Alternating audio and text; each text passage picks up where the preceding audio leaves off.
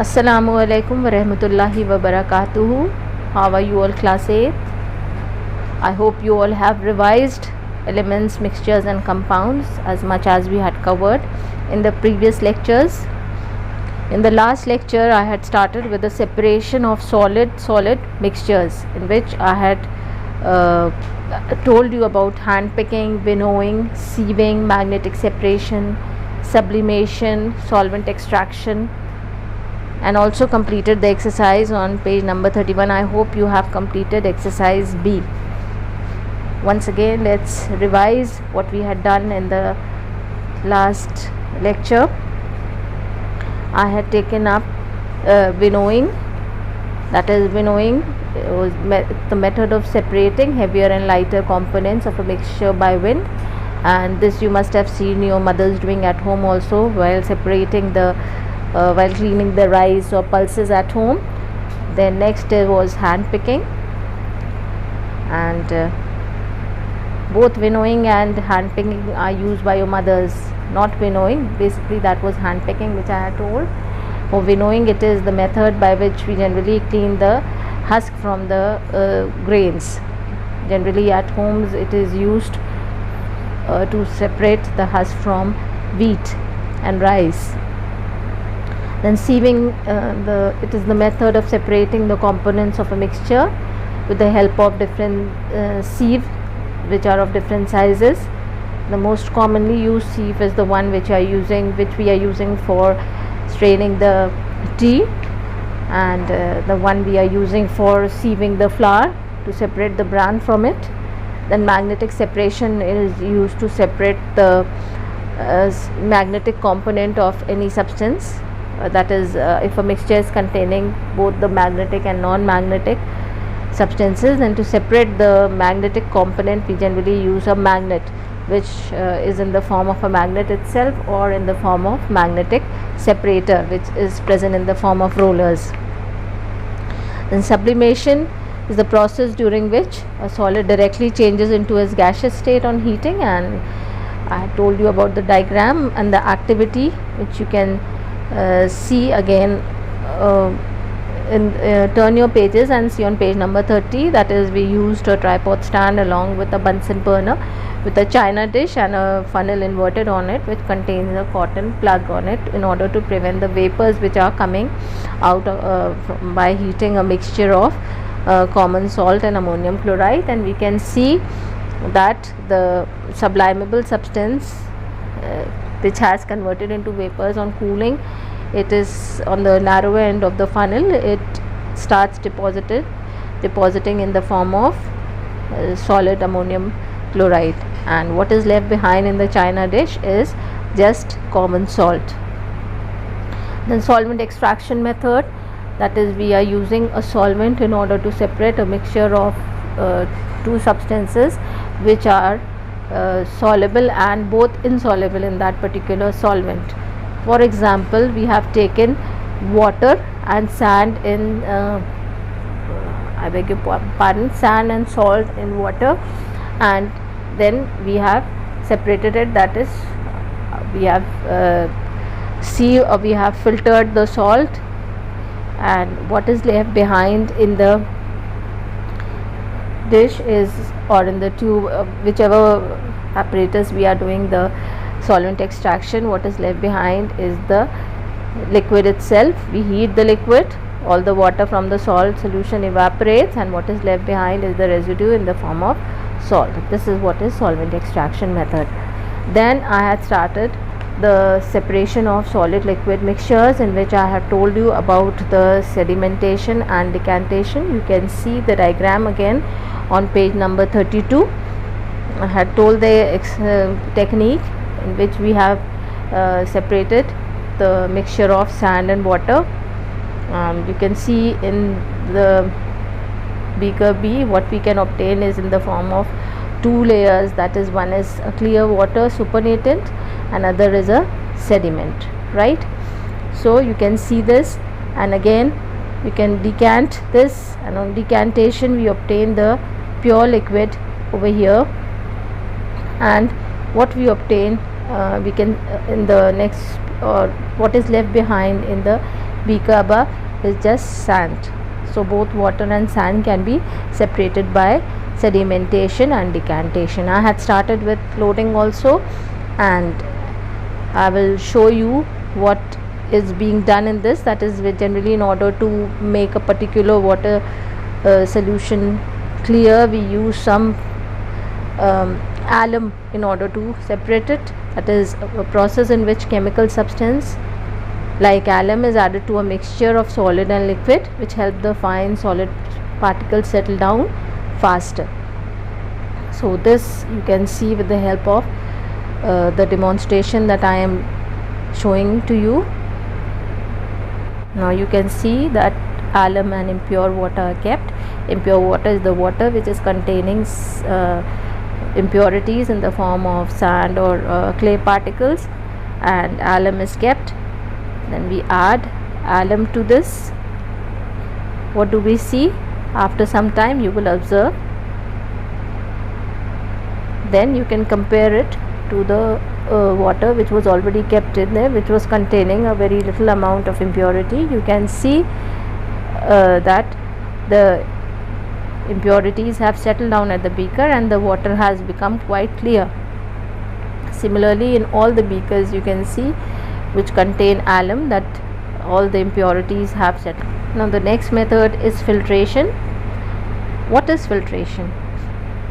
It is a process of separating insoluble solid particles which are not dissolved in that particular solid liquid mixture, by passing it through a filter is called filtration. You can take the example of sand dissolved in water, it's a solid liquid mixture, or you can say any chalk dissolved in water, then even clay dissolved in water.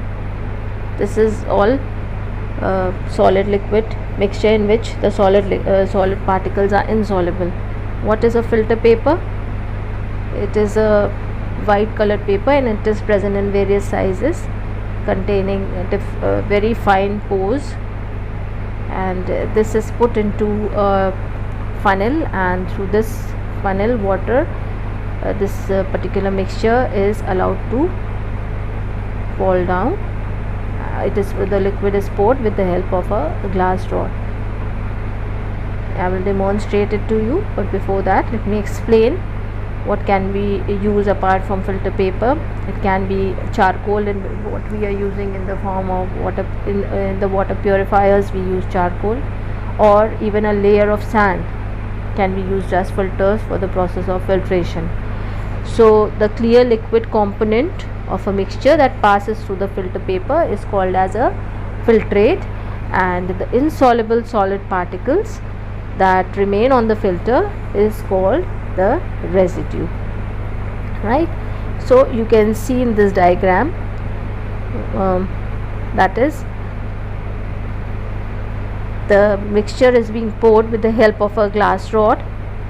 It is very clear to you, and the funnel is there in which the filter paper has been moistened and it has been pasted on the walls of the funnel, through which this liquid is allowed to fall down and it comes into the beaker. This is the residue, the insoluble solid particle which is left is the residue, and what remains there, or what remains in the what comes out in the beaker is the filtrate. So this is used to separate an insoluble solid from a solid liquid mixture.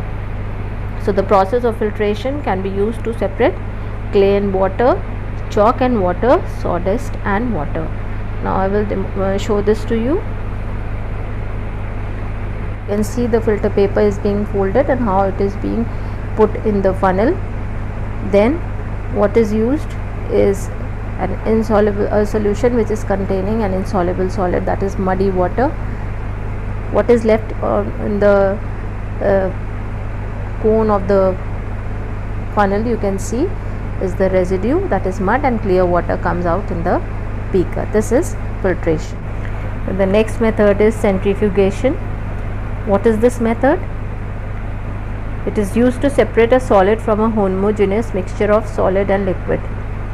Homogeneous means they are not forming separate layers. You cannot make out where the solid and liquid are.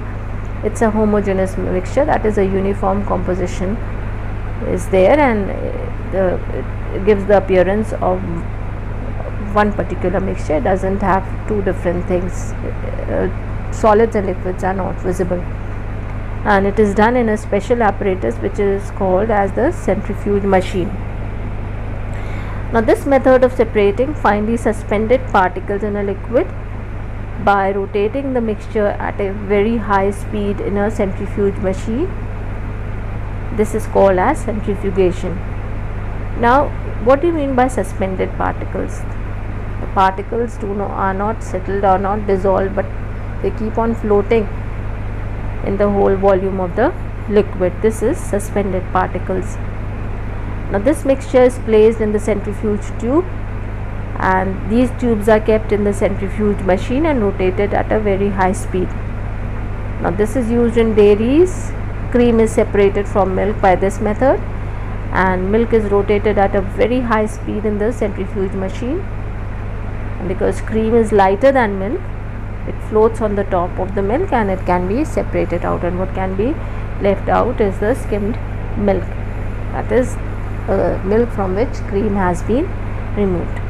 Now you can see this. This is a centrifuge machine, and you can see in which the tubes will be kept, and this will be made to rotate at a very high speed. You can see a test tube which is containing a homogeneous mixture of solid and liquid. Now this mixture is put in many tubes. Here in this case it is 2. This is one is a sample, another is blank, in order to show the effect of a centrifuge machine. This is rotated at a very high speed, and then you will see the effect after a few minutes.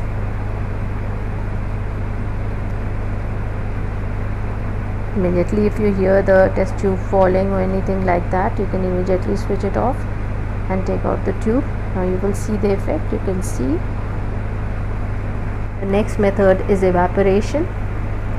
Now this method is used to obtain a soluble solid substance from its mixture in a liquid. For example, the simplest example is when we dissolve common salt in water. What do you see? That a clear liquid is obtained, that is the salt, common salt is soluble in the liquid. Now when you want to recover this liquid back, you use evaporation. Beg your pardon, when you want to recover this salt back, you use the process of evaporation, the process during which a liquid changes into its vapor at temperature below its boiling point on heating or exposing to air is called evaporation. The solution is heated to evaporate the liquid from the solution, and when whole of the liquid gets evaporated, the solid substance is left behind. You have done this several times. In class 5 also you had done, in class 6 again you had done. So salt is separated from sea water by evaporating it under the heat of the sun. Is it clear? And that whatever water laden with the salt reaches the shores after a period of time, this is all the water gets evaporated, and what you recover is the salt. Next is crystallization. What is crystallization? First of all, what are crystals? They are some solids with a well defined geometrical shape. So there are certain substances which form solids. So the process of separating a pure substance in the form of crystals from its hot saturated solution by cooling is called crystallization. Now what is a saturated solution? It is the solution which contains the maximum amount of solute at that particular temperature, and after that if you pour a little more solute in it, that the solute will not dissolve at that particular temperature, but if you heat it, you add more solute to it, that gets dissolved. But at that, in the hot solution also, a time will come when the solute stops dissolving. So that is known as a hot saturated solution.